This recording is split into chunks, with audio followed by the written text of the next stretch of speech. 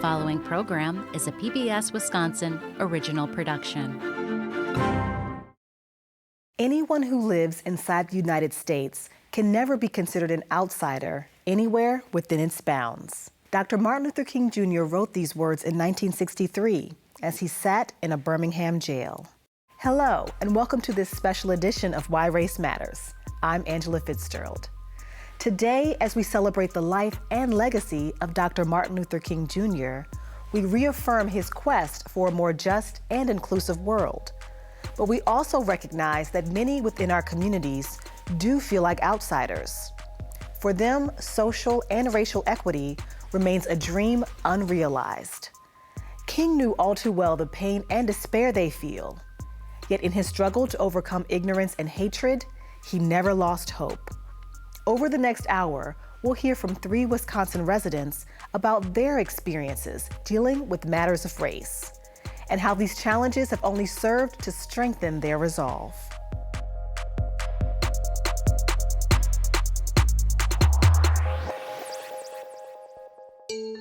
Funding for the Why Race Matters Martin Luther King Jr. Day special is provided by CUNA Mutual Group, Park Bank, Alliant Energy, Madison Museum of Contemporary Art, Focus Fund for Wisconsin Programming, and Friends of PBS Wisconsin. How do you politically engage when you feel more like a prop than a constituent? Civic engagement isn't as easy as simply asking the Black community to vote. For some, it feels like their voices and concerns only matter when their vote counts. Policies and issues that are important to us are often talked about but rarely addressed. On this episode of Why Race Matters, we'll talk with one young voice about the work that they're doing to get the Black community politically engaged. But first, let's discuss why race matters when it comes to civic engagement.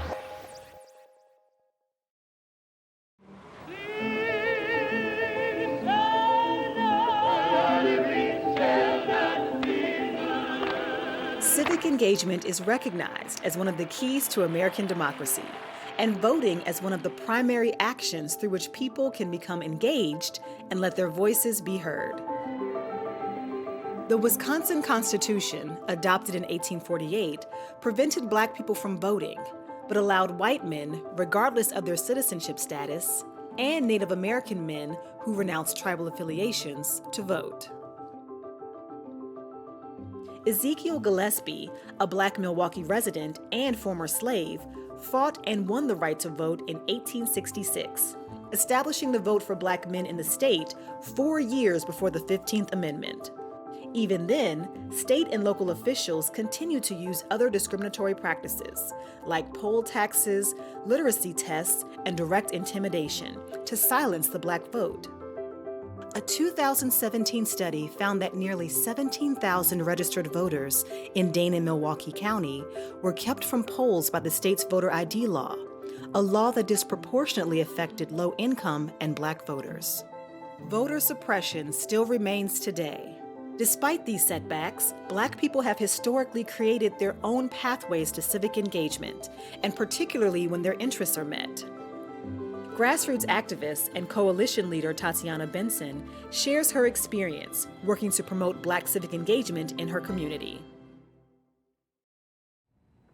Thank you for joining us today, Tatiana. Thank you for inviting me. So tell us your story and what has brought you to the place that you do the work that you do. I'm the youngest of 10 children. Oh, wow. And my mom has like a really big heart, so we've always been, like all 10 of us have always been like involved in our community by like helping however we can and just trying to like support people. I just continue wanting to help people. Like, you know, like if you grow up always with the idea like when you can help, then like it like stays with you. And so fast forwarding to today, tell us about the work that you do around civic engagement, still uplifting Black voice, however you want to define it. So I'm part of a grassroots organization, Black Umbrella, and our goal is Black liberation, and we think that you can get there through community support, development, and basically just like freedom for the people, you know? And so with that, we do a lot of work with homeless disparities, And so we do a lot of work with like feeding people who sleep outside and trying to provide them with housing. And then we also plan a lot of marches to bring awareness to different things that are going on in like legislation or just in politics in general. So why do you think that work is important here specifically? Because you're born and raised here and you're still here. Yeah. So you maybe recognize like, okay, I'm here for a reason. There's some work that needs to be done. So just tell us more about that. So I think personally for me, I'm still in Madison because I think that it needs a lot of help. So I think that if you have the space and the will to help something, help it. A lot of times the Midwest gets a rep of like a liberal utopia.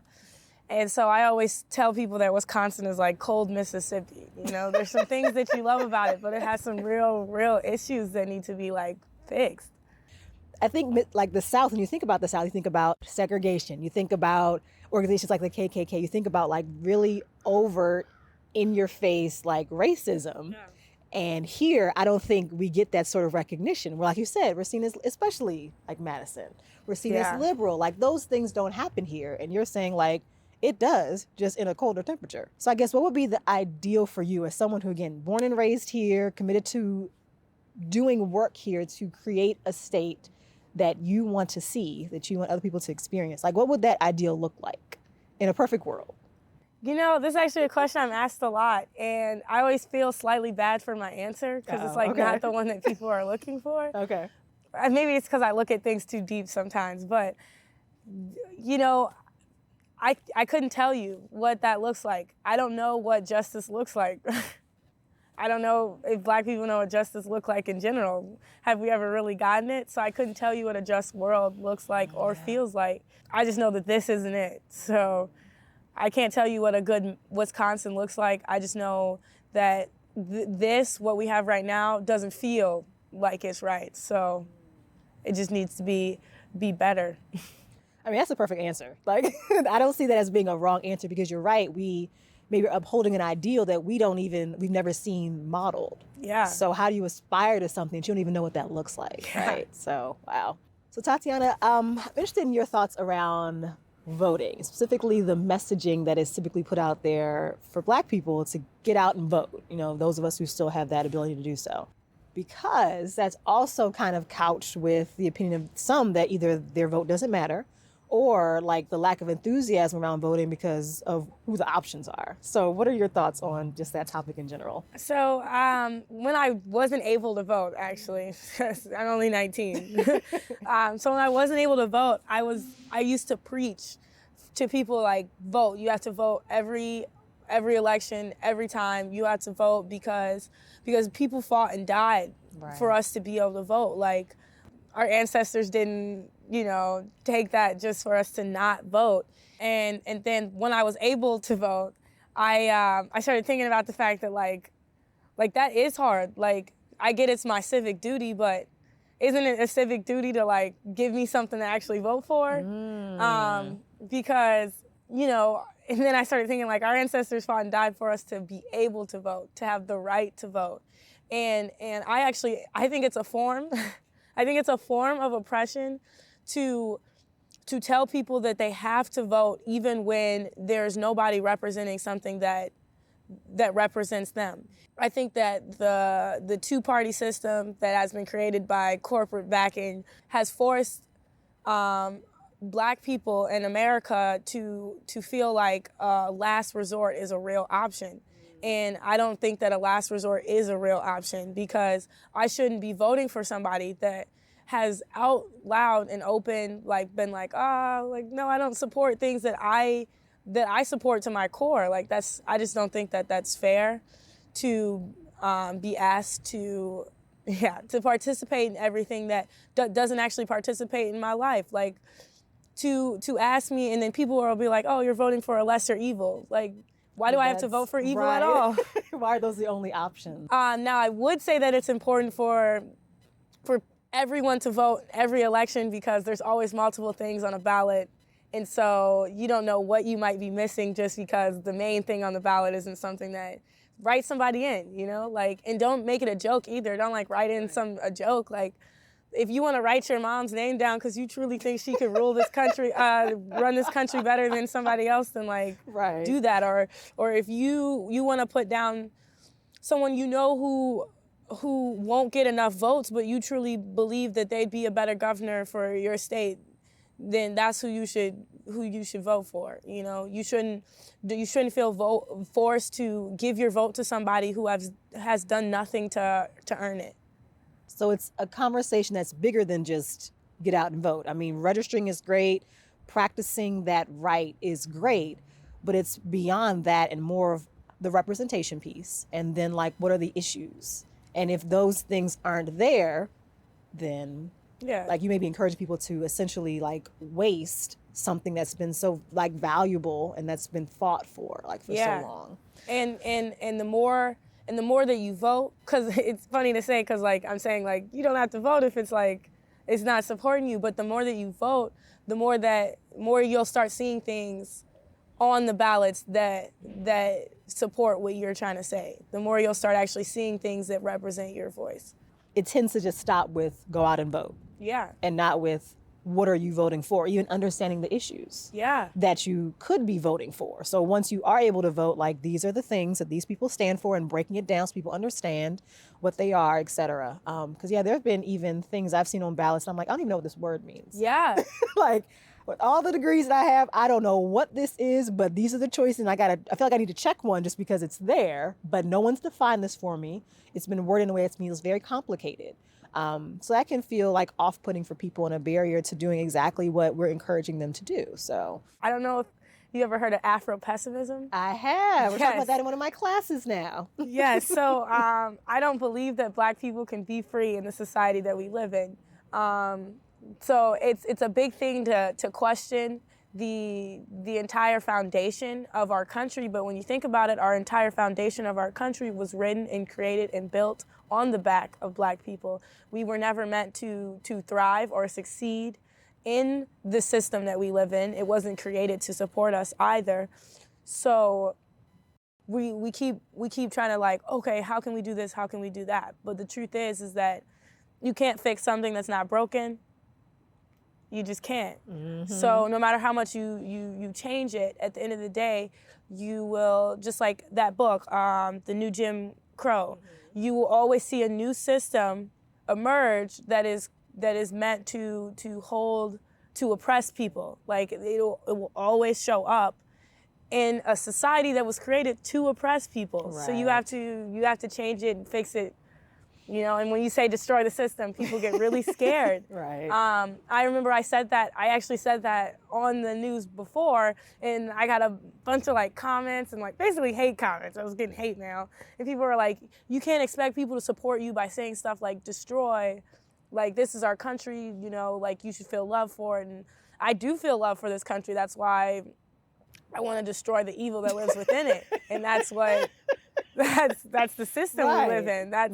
And so to tell me that I don't love America as much as you because I have a problem with the way that it's shaped doesn't make sense, because I would just leave. Right. It's If that also was the contradictory, case. right? Yeah. Because America was founded on destruction. So how are you saying now destroy is a bad thing when that's how we came to be? How can you expect me to feel like I'm loved in this society, in this country, is ridiculous. You know, to try to fix a system that literally was started by stealing land and stealing people is a ridiculous idea to ever think that like this could be a just system. Right. When it was literally like the Constitution was written to make these things okay, but they're not. So there is no justice in that. It makes perfect sense when we think about where we are now and how we're like in the place historically where we're like that's really being challenged, and that's what people are afraid of, to your point.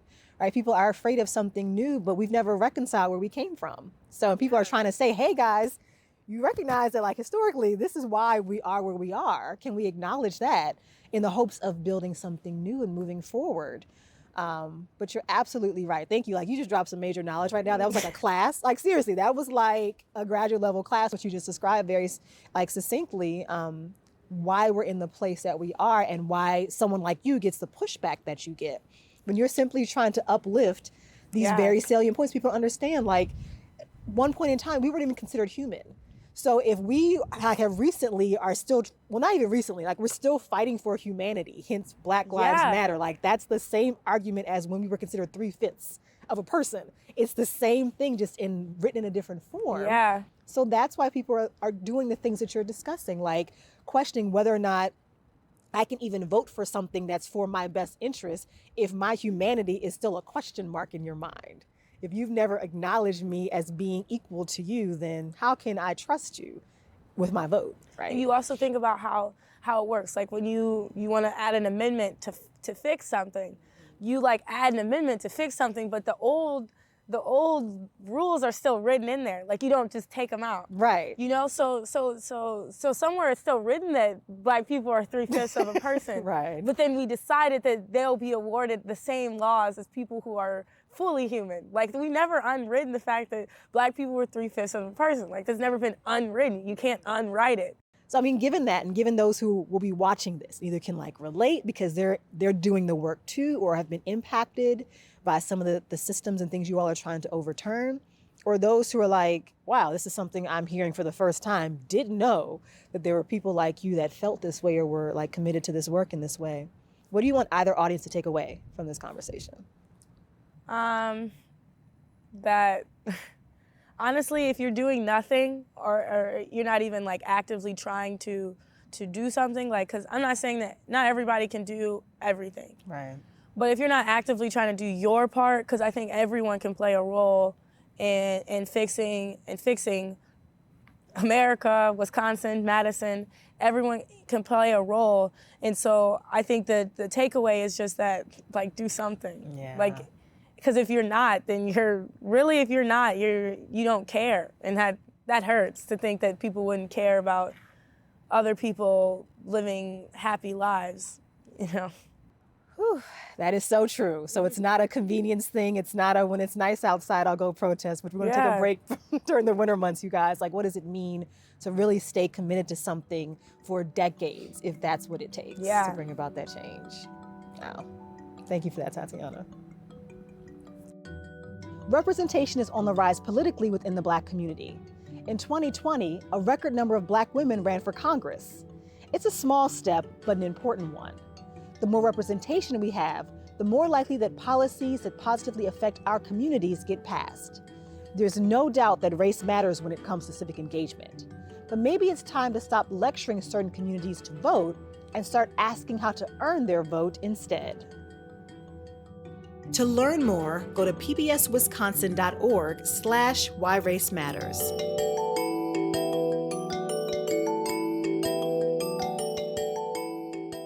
Racial trauma has historically been a constant within the Black community. But how have events such as the murders of George Floyd, Breonna Taylor, the shooting of Jacob Blake, among others, added to that trauma? What about the almost daily barrage of media coverage, YouTube clips, and social media posts showing Black death? How does that impact Black mental health? On this episode of Why Race Matters, we'll talk with a therapist about those daily traumas, as well as the mental health hurdles that Black people in Wisconsin face. But first, let's discuss why race matters when it comes to mental health. The impact of racism on Black communities is not a matter of obscurity, but one of life or death. A 2018 study shows that media coverage, police brutality, and Black death indirectly affects the health of Black people across the country, with a mental health burden comparable to that of chronic illnesses like diabetes. The president of the American Psychological Association, Dr. Sandra L. Schulman, says, "We are living in a racism pandemic, which is taking a heavy psychological toll on our African American citizens. The health consequences are dire." The Wisconsin Public Health Association declared racism to be a public health crisis, citing more than 100 studies that link racism to worse health outcomes for Black residents. And yet, only 5% of psychology professionals are Black. So what does an equitable response that supports Black mental health look like? And what are the barriers to treatment that need to be addressed? Licensed mental health professional Myra McNair has a few ideas at her practice that are positively impacting the mental health of Black people in her community. Thank you for joining us today, Myra. Thank you for having me. So, Myra, you're in your profession because you recognize that this is an issue. Mental health support is an area of need within the Black community. Given that we're in the state that we're in a pandemic, and there's been a resurgence, thankfully, of refocused attention on the Black Lives Matter movement. But unfortunately, that's come at a cost in terms of more lives being lost. I'm wondering, from your professional standpoint, what does that mean to the mental health of Black people now? Like, it's a lot for everyone, but for our community specifically, what do you think that means, and how is that even showing up too within your practice? Yeah, this is a huge challenge right now for Black and brown people, but especially I would say for Black people. With COVID hitting, it hit our community first, and it's the numbers of how many Black people are dying from COVID and being affected is just it's just huge, right? The impact. And so we had that first to deal with the pandemic, right? And that alone, we were seeing an increase at our clinic for mental health, right? And so that was a lot. And then after the murder of George Floyd, right? He said, I can't breathe. We've heard countless Black men say, I can't breathe. And I always explain, with COVID and then with all of the racial unrest, we can't breathe as a community. It was almost like we were suffocating. And I think as clinicians, we process this a lot at our clinic. We were also feeling that, right? Because we have that shared experience, but then also seeing the impact in our community, right? And the increase of numbers of people coming in, it was like we couldn't breathe. And that's the way I explain it. As a community, it's a shared experience that we're having right now in the United States. It was to the point clinically that I had to even shut down our clinic for a day, just for an extra day, so we could catch our breath a little bit as clinicians, because, like I said, we were having this shared experience with our clients, and we needed some time to slow down and for some self-care and processing. I love everything that you just said, especially to like the mindfulness that you brought to your staff, because there's so often I've talked to like Black professionals in this city alone who were like, I have to figure out how to put on the face when I join my Zoom call because I'm dealing with so much, but because this experience is not shared amongst my coworkers, Right. like I don't have a space even to process at work. So I have to file it away, do what I have to do to make it through the day, and then hopefully I have another safe space outside of the workday. But the fact that you've embedded that, because you're like, we get it. Yeah. We're not only supporting like our community, but we are part of the community and are being impacted as well. So how are we taking care of ourselves so that we're in a position to be of support and to provide that, like, because you're right, being in a pandemic, we can't all come together like we normally would. And so what does that look like now? How is that different? So I love that you are attentive to that in a way that I think that perhaps other people might not have been as thoughtful around. What do you think are the effects of our being inundated by the media with images of Black death, whether it's, George Floyd, him being kneeled on his neck until he suffocated, Right. Black men being shot, like whatever the case may be. On the one hand, those images are put out there to kind of force or propel people to care. Yeah. But for those of us who already care, it could be a lot. So what are you seeing or hearing that you think is a reflection of that impact of those images? Yeah, it's a huge impact. And I would say the hugest is it's really like a trauma response that's happening within a lot of Black people that are seeing these videos, and they're being shared over and over and over again. And for a lot of people, sometimes people don't even know that they're opening it or they're about to watch a video like that. I talked to one of my other colleagues in DC who's actually a clinician, and she was so traumatized over Tamir Rice, and she didn't know what she was about to watch. And literally, like, those images just kept replaying over and over of Tamir Rice and just how young he was, and being a mom, right, and having a son. It's a trauma response. And so I tell a lot of people to really try to take a step back and take social media breaks, because sometimes you don't know that you're opening these things or you're about to see a video like that. And I get that, they're needed sometimes for education. But I would say, right now we've seen enough.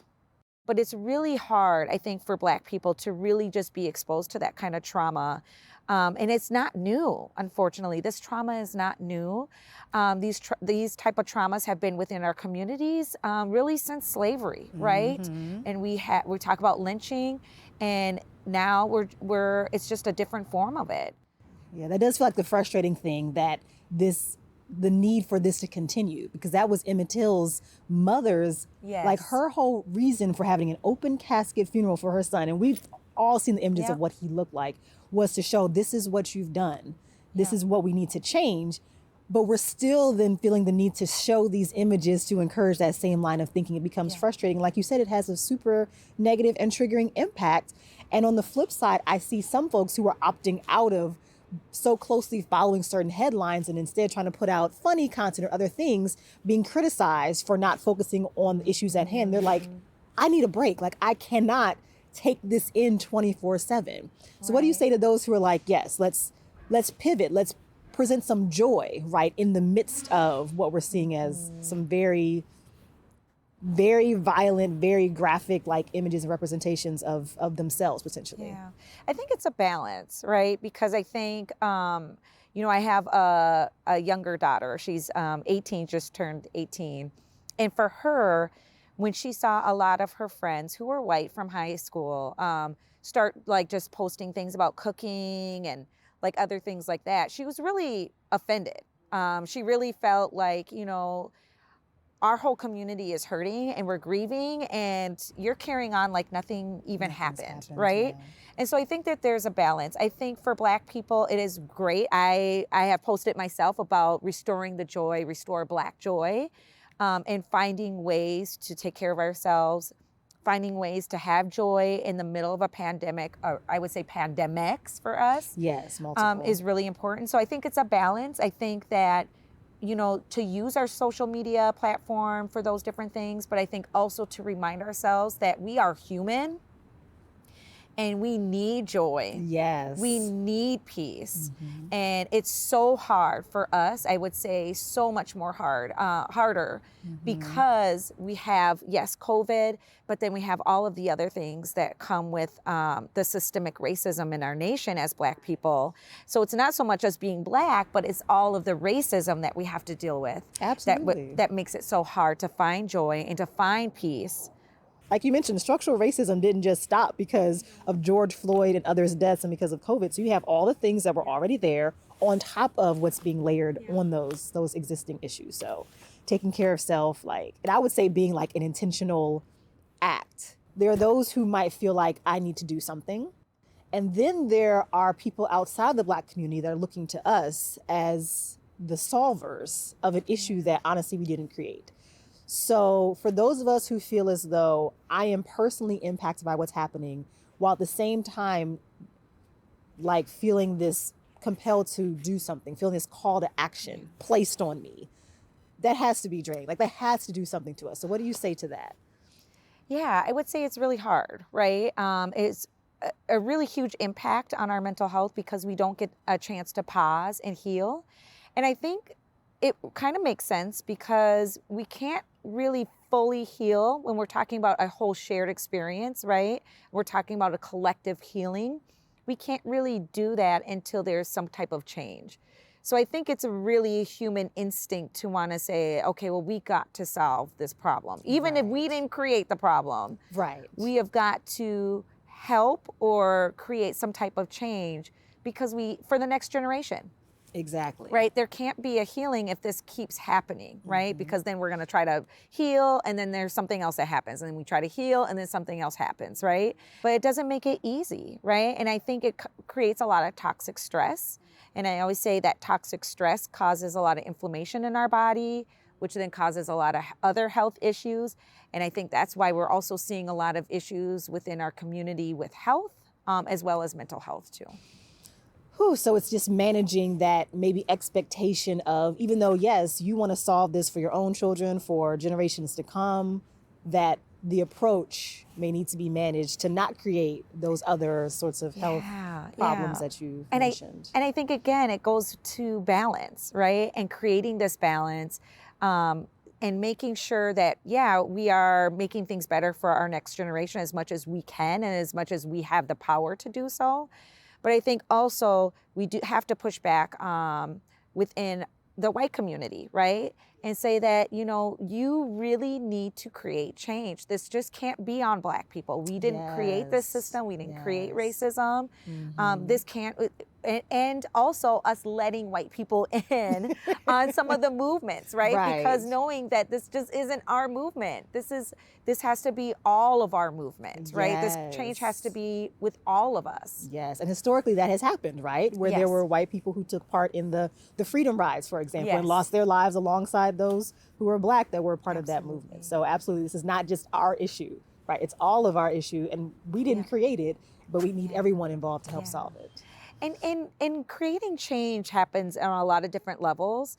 I tell a lot of parents, sometimes the biggest change and the most revolutionary thing that you can do is just playing with your kids, which I know sounds really crazy, but in a pandemic, during racial unrest, letting our kids in the next generation have joy is not what society is telling us right now. And so that's why I say it's revolutionary, right? Is to just love each other, love our families, love our kids.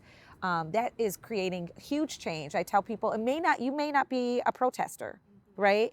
Because maybe you're with your kids, right? Or you can't just drive to the next city and protest with them because you got to get your kids to bed on time for their virtual school lesson the next day.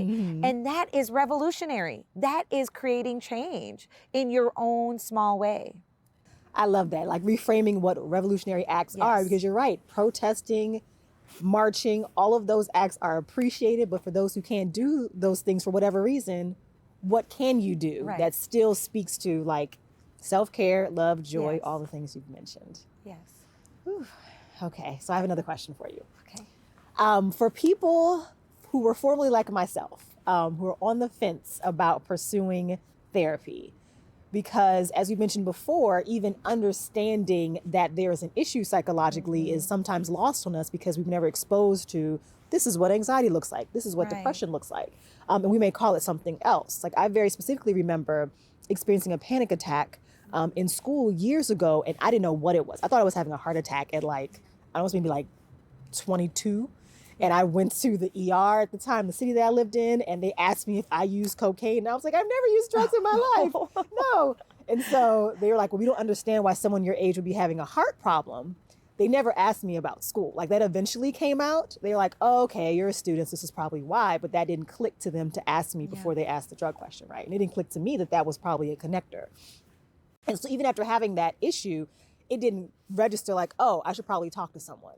Now, 10 plus years later, I'm now have a therapist relationship, but for so long, because I think the influence of the church, praying things away, as well as just not seeing myself as having a high enough need to go talk to someone, all those things kept me from having a relationship that I think would have been super helpful. And who knows where I would be now had I had a 10 plus year foundational relationship with a therapist. So in saying all that, what do you say to people who recognize that, life is tough. I get stressed sometimes, but it's everyone's stress, or everyone has these issues.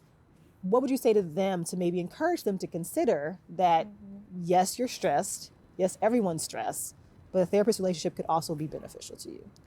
Yeah, I would say, whether it's big or small, right? Everyone can benefit from seeing a therapist, seeing a counselor. No doctor would ever say, wait until you're having a lot of issues before you come in for a checkup, or we want you to come in when you're having a heart attack. That's when we want you to come into the hospital. No doctor would ever say that, right? Yes. And so I would say the same thing for families, for individuals to come in and seek help, seek support, even when you don't think it's that big of an issue. And what that narrative that we tell ourselves of what is big or not also comes from your upbringing, right? That's true. And so someone else could think that is really big, or you could look at someone else and compare yourself to someone else and say, no, that's a big issue, right? And so normalcy is all what we think it is. Right. Right? Based on our upbringing, based on what society or our own community has told us.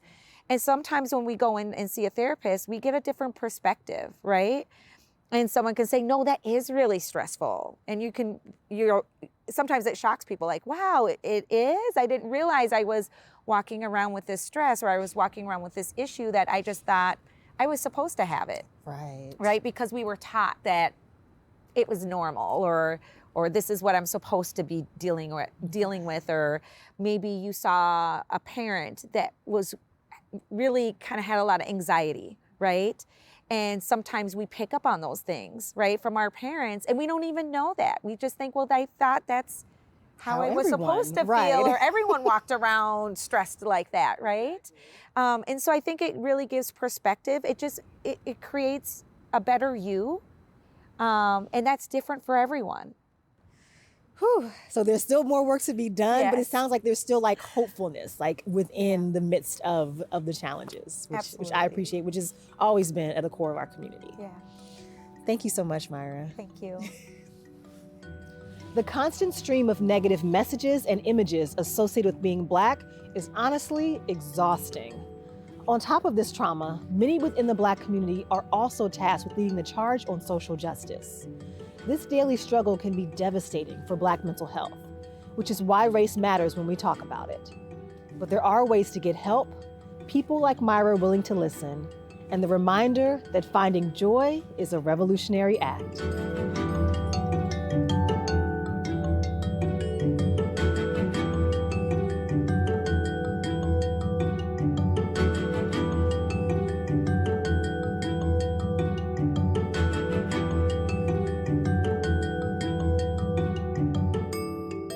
According to the U.S. Department of Agriculture, only 0.07% of Wisconsin farmers are Black.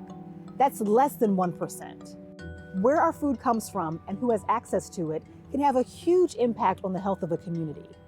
On this episode of Why Race Matters, we'll chat with a Black farmer who spent most of their life battling food insecurity within the Black community.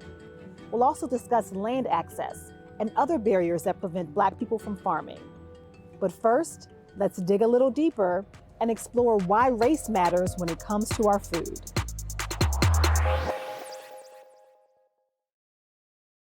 The story of Black farmers throughout history is one of strength, loss, and resilience. In Wisconsin, that story might be best represented by Pleasant Ridge, a community of Black farmers founded in 1850 by Charles Shepherd, a freedman from Virginia. The community was a refuge for escaped slaves and sat on land in Grant County, Wisconsin. In 1863, the emancipation of slavery came with the promise of 40 acres and a mule. The program intended to help freedmen and women find their way after slavery, but was later revoked by President Andrew Johnson. Today, there are only 62 Black farmers out of more than 88,000 producers statewide. In 1910, Black farmers owned more than 16 million acres of farmland nationwide. That's compared to 2.5 million acres in 2017. It's a major loss of land that several studies have linked back to systemic injustices involving lending practices and access to federal resources. The landmark class action lawsuit, Pickford versus Glickman, sought to shed light on the injustice and relieve Black farmers who were discriminated against by the U.S. Department of Agriculture. In spite of these barriers, the work of Black farmers today persists as an act of social justice. Not only do Black farmers help to maintain traditional agricultural practices, they also help to increase access to healthy, natural, and affordable foods within their communities. For urban farmer and longtime Madison resident Robert Pierce, farming is a source of liberation, a way to pay homage to the past and create a path to a more equitable future.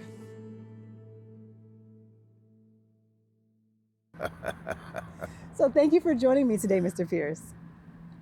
Thank you for letting me join you. Of course. So can you tell us your story and what has brought you into the world of farming? If that's a simple story to tell. Well, it's not that simple, Okay. but I'll simplify it. I came back from Vietnam, became allergic to a lot of stuff that was in food. At that point, I didn't know what was going on. I just knew that I was eating stuff, getting sick, had to go and get these shots from the hospital and stuff like that. So, and I had decided that I was going to grow food, after service, I mean, when I was a kid, my thing was my grandmother sent me to all these elderly people to help them clean their gardens or pick their vegetables for them and stuff. So I was always in someone's garden, so it wasn't, natural for me to do this, I mean, I always did it, but I also noticed when I got back from the service how the elderly, their health was depleting, and one of the reasons we were the first McDonald's in Madison. It was on South Madison. So you mean the black community had the first McDonald's? Now, how the heck could you beat a 25-cent cheeseburger? Come on now. And 10-cent fries? Come on. You know what I mean? $1, you could get full. That's true. And they had stopped eating and growing, they stopped growing food and stopped, cooking meals and stuff because they could always spend $1 and feed the, $5 could feed a whole family, quick, And so I noticed their health, started to deplete. And so when I took on this venture, it was one of the things I seen, that their health and, was depleting. They weren't eating like we were when we grew up, So that's why I started, doing the ethnic greens and, stuff like that, to make sure that they were getting the things that, that we knew, that we grew up with. But up until that point, was this still like a family, more of a home venture? Like it wasn't a business in the sense, or at that point had it extended to? I mean, I was in a business college, so it's something, I was turned it into a business. Yes, I did the old, going to the neighborhoods and taking it to people's houses and parking my, an old raggedy truck on, on corners and stuff, and and go to somebody's house. They say, oh, so-and-so down the street wants you to come by there. And we did the farmer's market down in the square. And I was like single parent with 4 kids, 4 years old, 2, 1, and 3.5 months old. Oh, wow. They were all of us in the truck, we're selling vegetables. Wow. So at some point, it's like we decided that, it wasn't making enough money up at the farmer's market up here, which, everybody else was, but I was the only black man up there. So they would look at my stuff, but not buy, So it's kind of okay. Well, what was that even like for you in terms of stepping into an industry that maybe, like you said, people didn't easily associate you with the image, right, that's put in front of us of farming? So like, how did you once come to see yourself as this, but also navigate other people's perceptions of what a farmer was? Well, I've never really cared what people thought about me, I mean, I do what I, if I decide I was going to do something, I just do it, and, down on the square, they used to name things, because I was, not conventional as they were, we'll put it that way. But, I just, it was something I seen I wanted to do, and I went after it, It's like, I had quit down on the square because I wasn't making any money down there. I just said, forget that. That's a waste of my time. The last straw was I started growing blue potatoes. And there was a guy that, now we're getting all this publicity about the farmer's market being the largest farmer's market in the country. Right. And there was a guy from the Chicago Tribune that came by. And he never said who the guy was. He just said, there's a guy at the Madison Farmer's Market that grows blue potatoes. We had this rash amount of people that came and they looked at my blue potatoes, but they wouldn't buy them. Because you were the one that was selling them. Right. But they looked at them. They wanted to buy 1 or 2 of them, And I'm having, I've got, piles of them, but they wanted to buy 1 or 2 of them to show somebody, And the next year, the young guy that was next to me, he started growing blue potatoes. and they bought out. He sold out. He was buying them from me and selling them, because Wow. he already sold his out. And he probably noticed that people weren't buying from you, so he wanted to Well, of course. capitalize. Oh. Yeah. So that was the last straw. I said, I don't need this, I mean, right before my face, that type of racism, And so I just said, nah, enough of that. What was people's initial reaction to you doing something that maybe they were not familiar or accustomed to hearing a black man specifically say he was going to do? Well, the elderly people loved it Okay. because, as I stated before, I used to do that as a kid for them. Now, for my peers, they were like, man, are you crazy? That's hard work, man. Hey, man, you're getting dirty and all this other stuff, And I'm going, yeah, man, so what? They would see me, in the fields working. You hear someone yell out, man, that's slavery. And I go, no, that's money. And they didn't understand, that having land is power.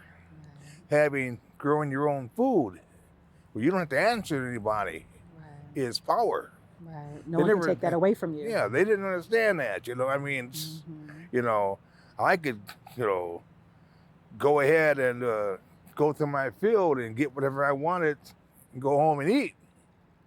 I didn't have to, worry about, where my food was coming from because I was growing it. And after years, they would, some of the people that see me out in the fields, they were going, you still doing that? But it was so hard to convince people that what I was doing was the right thing because it was like they equated it with slavery. They, the hard work, was like, they didn't realize there was a payout for that hard work, Right. And that's so interesting because we have been separated from our connection Well, to of the course. land because there was a time when it was forced Oh, upon yeah. us to do that. And so our possibly attempts of separating ourselves from that part of our history has led us to maybe lose some of that connection that's super important. And that's that would be also beneficial another now. reason why we've lost so much land because that land transferred to the next generation. They equated it with slavery and they equated it with hard work they didn't want to do or they've seen their parents do and they weren't going to do that. And they ended up selling that land and for whatever it wasn't worth, it was worth a lot more for them to keep it. But they just did not want to be bothered. Yeah, didn't want to be bothered with it. So But do you see a return back to that? Because I follow quite a few young black homesteaders on Instagram. I'm hearing about this kind of reverse northern migration where black people in northern cities are now returning back to the South because it's cheaper, warmer weather. So do you think we're going to see somewhat of a reversal of what exactly you described, of us trying to reclaim? Well, I'm hoping that. I just see the article about someone in Georgia where they just got together and bought land, 95 acres. Brought joy to me. I said, wow, someone's getting it, It's happening. Yes, it's happening. I think it's a great thing, and I think, I'm hoping that it gets to be more prevalent, because it's like, I love to see that in my lifetime, to see where, we could be able to have our own communities like we used to and be prosperous, I understand you have an interesting story about one young person that you talked to that had a hard time accepting that you were a farmer. So can you tell us about that? I used to go through the schools and talk to the kids, kindergarten kids about different vegetables. And there was this young kid that kept staring at me when I walked in. They knew that the farmer was coming. It was kindergarten, and he knew the farmer was coming to the class. And so when I came in, he stared at me, and he just kept staring at me. And so I was talking as I kept talking to the kids and stuff. And at the very end, I says, "Are there any questions?" And this kid throws his hand up and he says, I said to him, "Yes." And he goes, "You ain't no farmer." And I go, "Yes, I am." He said, "No, you're not." And I said, "Well, why am I not? Why am I not a farmer?" Right. He said, "Because you're wearing FUBU." So I looked at him, I said, "Well, I'm an urban farmer." There you go. That is hilarious. So he clearly had an image in his mind about Well, of what all course, farmers look most, like. yeah, especially in kindergarten, they give them a book and they see a white farmer with a straw hat and bib overalls. You know? Nah, no, I don't do Right. that. Like all farmers don't look like that. No, Wow. no, they don't. You know what I mean? It's like, you know, I guess I crushed his vision of a farmer, but But maybe in a good way, where he's like, oh, I can see myself as a farmer and I don't have to fit this farmer uniform or yeah, the stereotype. now he could go and become a farmer and not have to wear, you know, a straw hat. But I do have a straw hat. Like, I just didn't bring it today, but that is part of my uniform. Yeah, I mean, I do have one, but I just don't wear it all the time. All right. But you mentioned you were an urban farmer. So can you tell Yes. me more about that? Because I have heard of folks who even live in like really densely populated cities who consider themselves farmers. This is a new thing for, I think, for African Americans, what we can capitalize on since we don't have land. So urban farming is an alternative to the typical farming model that requires having all of this land. Right. Okay. So, urban farming it was teaching people that having the right type of soil, that you can create a profit on a smaller scale, that you don't need all of that land. You can work out of a greenhouse, or you can work on you know, anywhere with the right type of soil, you can grow on it. And I think this is a new norm for, you know, since African Americans don't have land. This is where you can be able to, you know, plant anywhere and grow food, you know. And if we do this as collectively as a group, we could be able to sell those at markets or whatever, and be able to make money by doing that. I think the new norm for African American farmers is urban farming. I like that. And what, I guess, examples of different crops that you could easily grow even within a small space? Anything. I mean, Really? with the right soil, yes. Okay. Yeah.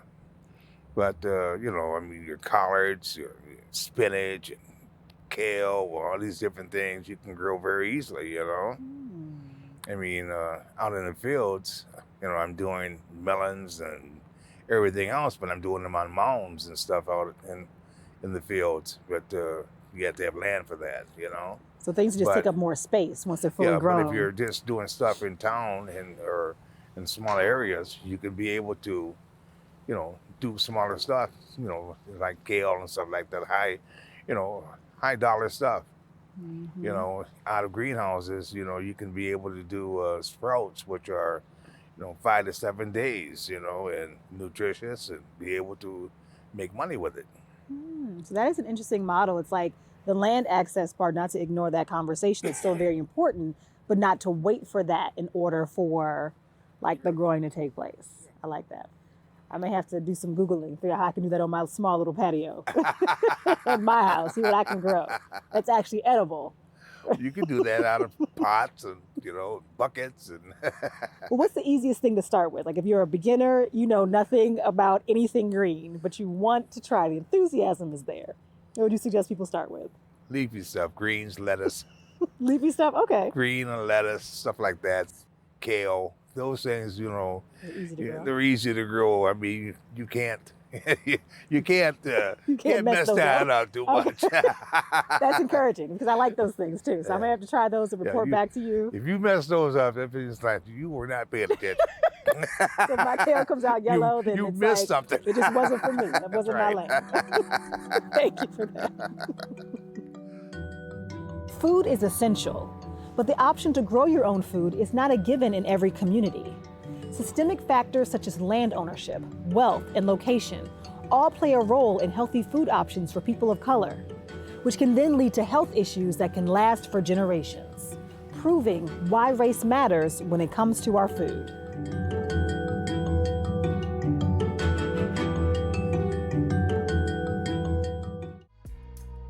After the death of George Floyd in 2020 and the increased media attention around racial justice, I felt a responsibility to use my connections in public broadcasting to highlight some of these issues in Wisconsin.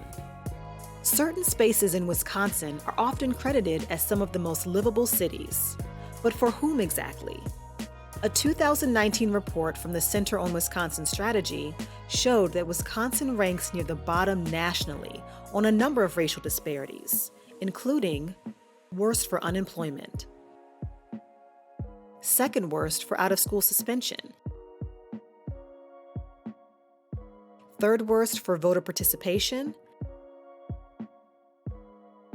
And fourth worst for infant mortality.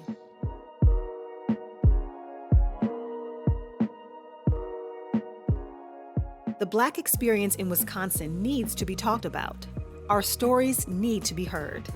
My journey here started in 2014, but it's still going. Let's explore and recognize why race matters in our state.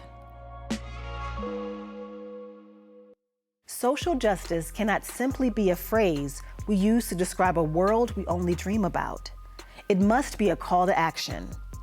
Dr. Martin Luther King Jr. lived out his ideals through word and deed.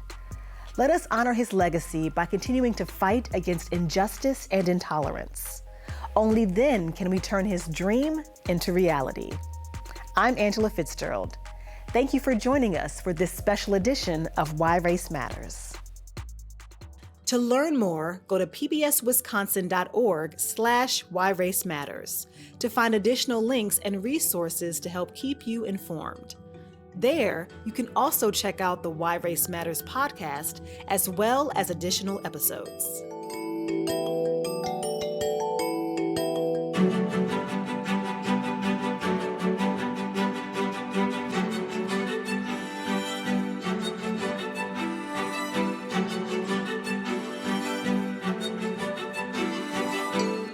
Funding for the Why Race Matters Martin Luther King Jr. Day special is provided by CUNA Mutual Group, Park Bank, Alliant Energy, Madison Museum of Contemporary Art, Focus Fund for Wisconsin Programming, and Friends of PBS Wisconsin.